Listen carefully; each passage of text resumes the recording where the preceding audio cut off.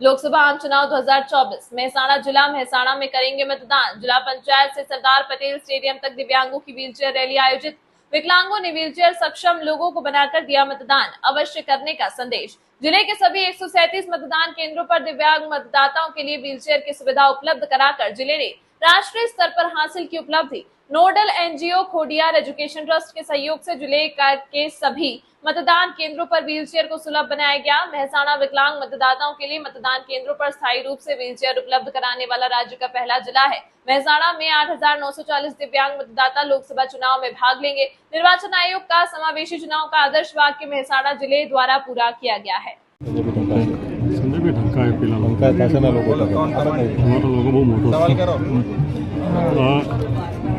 Okay sir राज्य में सौ प्रथम बार व्हीलचेर दरेक जो बूथों पर मूकवानो एक आयोजन करवामां आव्युं छे। केवा उद्देश्य साथे केटला बूथों पर आयोजन करवामां आव्युं छे अने केटली व्हीलचेरो आपवामां आवी छे अने केवी रीते जे लोगो शेनो बनाव्यो छे?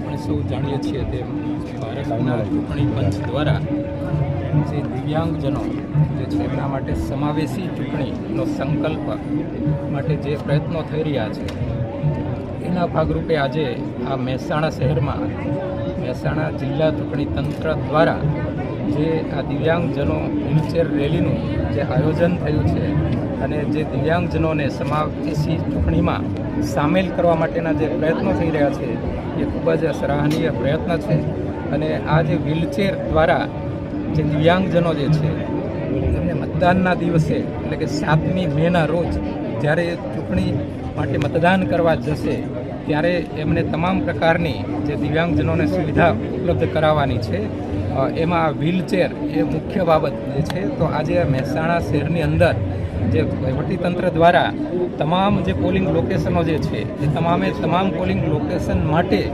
વ્હીલચેરની સુવિધા ઉપલબ્ધ કરાવવામાં આવી છે અને એની જાગૃતિ માટે આજે આ ભવ્ય દિવ્યાંગજનોની વ્હીલચેર રેલીનું જે આયોજન થયું છે એ ખૂબ જ સરાહનીય છે અને હું માનું છું ત્યાં સુધી આ ગુજરાતમાં તમામ જિલ્લાઓ પૈકી આ મહેસાણા જિલ્લાની એક પહેલ છે। તો હું ખરેખર જિલ્લા ચૂંટણી તંત્રને ખૂબ જ અભિનંદન પાઠવું છું અને જે ભારત સરકારના જે સમાવેશી ચૂંટણી માટે દિવ્યાંગજનો માટેની જે કંઈ ગાઈડલાઇન જે છે સંકલ્પો જે છે એ સાકાર થશે એની મને ચોક્કસ ખાતરી છે અને ખૂબ જ સરસ સુંદર આ કાર્યક્રમના આયોજન બદલ જિલ્લા ચૂંટણી તંત્રને ખૂબ જ શુભેચ્છા અને અભિનંદન પણ પાઠવું।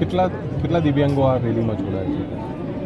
આ રેલીની અંદર જે આપણા ટોટલ 1367 જેટલા લોકેશન જે છે એ તમામ માટે વ્હીલચેરની સુવિધા ઉપલબ્ધ કરાવવામાં આવી છે, પરંતુ આજે આ રેલીની અંદર જે દિવ્યાંગજનો સામેલ થયા છે એ આઈ થિંક લગભગ 300 જેટલા દિવ્યાંગજનો સામેલ થયા છે। આપનું સાહેબ નામ પરિચય? મારું નામ પીડી પલસાણા, સંયુક્ત નિર્વાચન અધિકારી ગુજરાત રાજ્ય। આપણે આ જિલ્લામાં પ્રથમવાર આવી રીતે આયોજન કર્યું રાજ્યમાં, શું બીજા જિલ્લામાં પણ દિવ્યાંગો માટે આવું કરવાનું આયોજન ખરું એની પ્રેરણાથી? જી, તમામ જિલ્લાઓની અંદર આ સમાવેશી ચૂંટણી માટેના પ્રયત્નો થઈ રહ્યા છે।